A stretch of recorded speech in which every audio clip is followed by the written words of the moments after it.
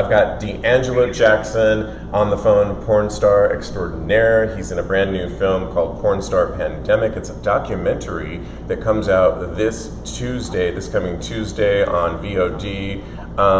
First of all, DeAngelo, how you doing? You're in Atlanta? Yes, I'm in Atlanta. I'm doing as well as can be during this whole crazy time.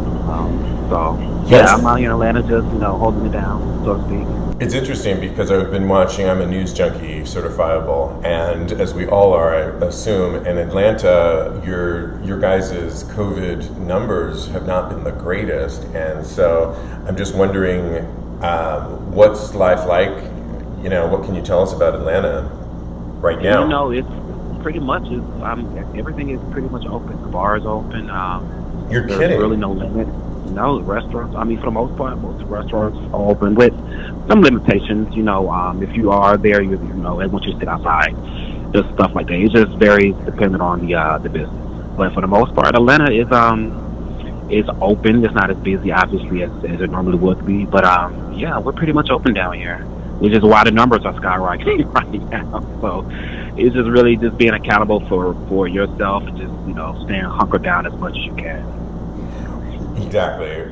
So in this film, you shoot, it's called Pornstar Pandemic, and you shot it, I understand you shot it in the spring, and the producers asked you to kind of, each of you, shoot sort of like a day in the life, if you will. So, for example, we saw a video of you working out.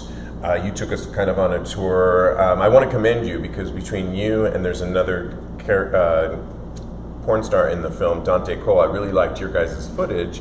It felt like I was watching kind of like a reality TV show. You got great footage.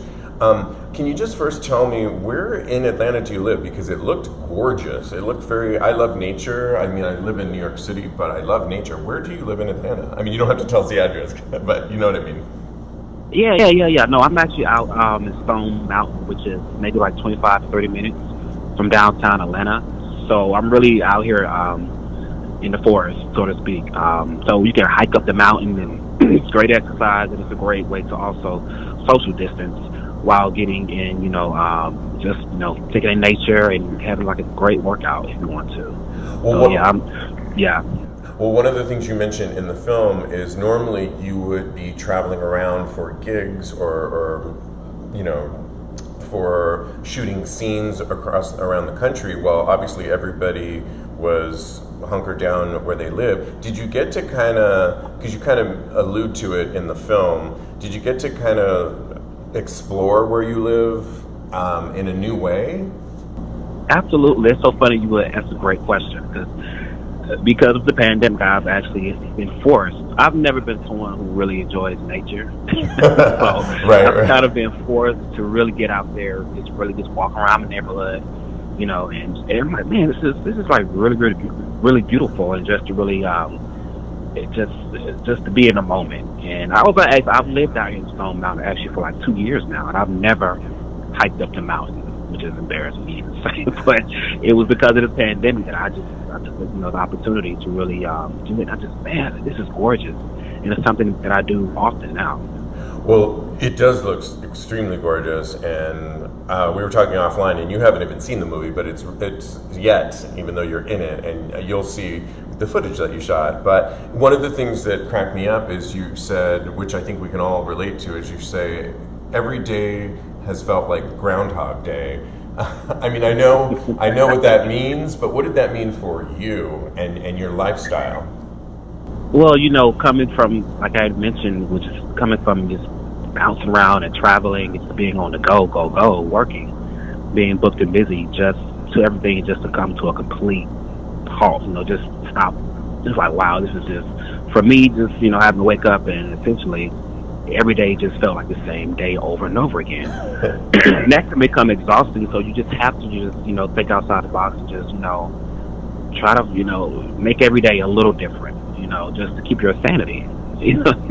For me, I planned on going on a vacation after my trip to Las Vegas, which was March 12th. This is right before everything shut down. So I was going on vacation, and for a couple of weeks, I was going to be ready to come back. Now it's like I've been on vacation since March, essentially. It's like a forced vacation, so But it's taking, some adjustments. But one of the things I really like about the film is that you're really not on vacation because you've kept. I mean, you state in the film that fortunately you shot scenes months maybe in 2019 and you've had material coming out all year long, thank goodness, because you're sort of at the top of your career right now, which is awesome. But it's not like you were really on vacation because so much of your work, from what you've stated, is about social media. And did you find yourself working more with like the content-driven sites like OnlyFans? Yeah, absolutely. That's also been, an adjustment because when I'm home here in Atlanta, I'm kind of like homebound. I'm kind of like a homebody. So really, I'm just here just to regroup and to recharge. So I'm not really shooting too much behind the scenes or, OnlyFans content, if I'm being honest with you. Okay. I'm trying to essentially, recharge myself from my trip. I've been filming or whatever the case may be. So, but with this pandemic, that's another source of, income that's coming in. So it's like one of those things now, my OnlyFans has become essentially like a job to try to, shoot stuff. Because for me, I'm not that person just, shoot random content unless I really have to. So that's definitely been an adjustment that I'm still trying to get adjusted to because I want my fans to see what I am doing outside of filming or gigs. So did you find that the film gave us even a bigger look at what your life really is like in Atlanta, kind of a behind-the-scenes look? Absolutely. And I'm one person who is private, but I found it very fun and entertaining. just to give some of my fans just a small taste of a week or just a day in a day of what I like to do, and the changes that I've had to make with this whole pandemic. So it's definitely interesting. Yeah, I think social media is so much a part of your career now. I mean, I'm assuming if we talked to porn stars of the 80s and 90s when we didn't have social media, there was probably like, oh no, I don't want people to really know the real, the other person. I mean, so many porn stars don't go by their real names, so there's sort of this wall, this fantasy that you don't want to break. But with today, it's like it's a part of it, right? You need to kind of absolutely. But you have to save some for yourself. You have to, there you have go. to draw. You have to find that. Yeah, you have to find that line, or you may lose yourself of who you really are, essentially. So you really have to tread the line very, very delicately as far as how much you want to allow the public in your private life, because you have nothing left over for yourself at the end of the day if you do allow that to happen. So I'm learning that lesson even in my podcasting here too. Yeah, we have to share a lot. One of the things I asked Dante Cole that I want to ask you too is, I'm not sure if you've gone back to shooting with partners or not, but at least for a period, I'm assuming you weren't shooting any scenes with any partners. And did you find yourself missing that? Do you like the actual working with fans? I do. It's funny you ask because I've found myself really yearning for that, collaboration. Being on set with the crew and us, being like a little family. I do miss that. I miss that energy of bouncing off and working off, with other people. And our fear is that with this, until we have the vaccine, things aren't going to be the same as what they were. There's so many precautions we have to take now. Can't even hug our friends we haven't seen in forever.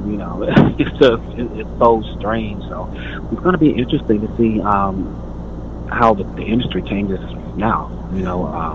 Post COVID. So you haven't like, wow, yeah. You haven't gone back to filming with any partners yet. Is that what you're saying? Not yet. No. Got it. Yeah. You talk a little bit about in the film, so the film's divided for people watching, like I said, the sort of day in the life of DeAngelo Jackson, and then it goes into a Q&A that you have with a couple of the guys, which is also very enlightening. And you mentioned in there that you really miss your fans, and I am assuming, can you explain what some of the type of events that you would have been going to? Because you also mentioned that you're somewhat of an introvert, so can you explain that a little bit? Yeah, absolutely. It's like I'm a Gemini, so I have Oh, here we go. you know I love it. I love you it. know DeAngelo Jackson he's an alter ego, but also I am who I am, and I am I can be very introverted and just want to just have my alone time to regroup. But after that, I want to get out there. I want to rub the elbows with my peers and with my fans. If I'm out there, go dancing or whatever the case may be. I just miss that energy so much. I only wanted a couple weeks off, and now it's been 4 months now, so I'm really, really chomping at the bit to get back out there to get this train moving again, because I do miss that energy. And you need people, and so being so socially distanced from everyone, it's not healthy. What were some of the events that you had to cancel that would have been where you would have met fans? I was going to be in Seattle, Washington for their Pride event. I was looking forward to that. Before that, I was going to be back in Las Vegas end of March for another event I was going to be hosting. So I was looking forward to closing out those 2 events and then having a bit of a vacation before I traveled to Montreal to film another feature. So it's just like, okay, everything just comes to grinding halt. You like, darn. So it's everything just been postponed. I'm hoping we get back to some sense of normalcy the beginning of next year.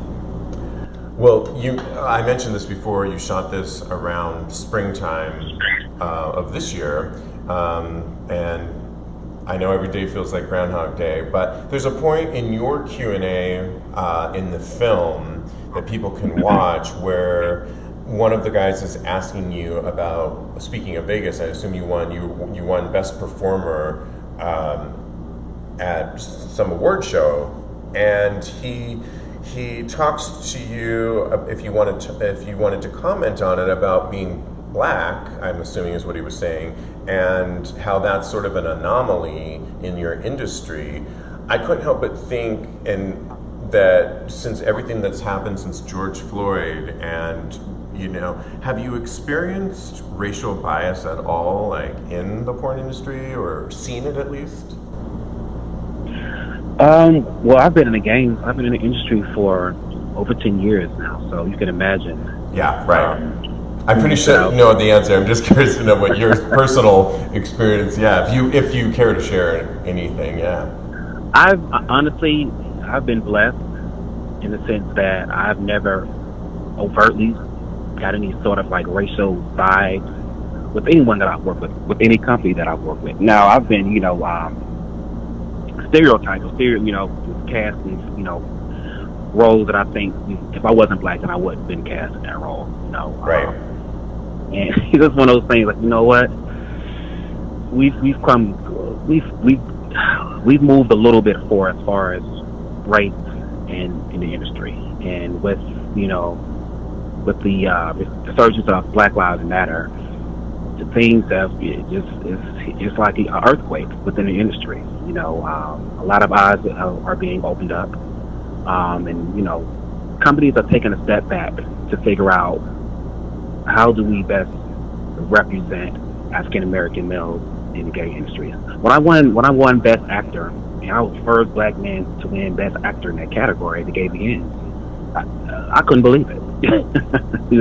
I couldn't believe it. Like, wow, this is but it's like, wow, the Gay Begins has been, I think, for 20 years now. Wow. And so for me to finally be the first one that's cracked that door open, I think that's phenomenal, and it's congratulations, so much. Thank you. It's so much, and like I said, I'm so much more. It's not about me. It's about us. It's about this is what this represents for a lot of gay black men. We aren't a stereotype, We are more than a fetish or a stereotype, The other thing I think is it makes those that do have any sort of racial bias accountable for their actions, and it's holding, if nothing else, it's holding people accountable for any racial bias they may have, and that's and developing the conversation. So I like that. Absolutely. You know, one of the things that I love about the film is, at least in your segment, is you say, quote, I love and enjoy what I do. I'm passionate about it. And I think that what this film, this documentary, Pornstar Pandemic, at least for me, what it did was, for all of us that consume porn, I definitely do, it showed that, you know, your work is, the day in the lives that we all saw in the film showed that you guys are on a schedule, or at least schedules that you create. And it's not like, there's a lot of work that goes into it, and a lot of social media, and you have to be really, what would you say for somebody, what would you say to somebody that getting into it is the best part of it, and what's the worst part of it?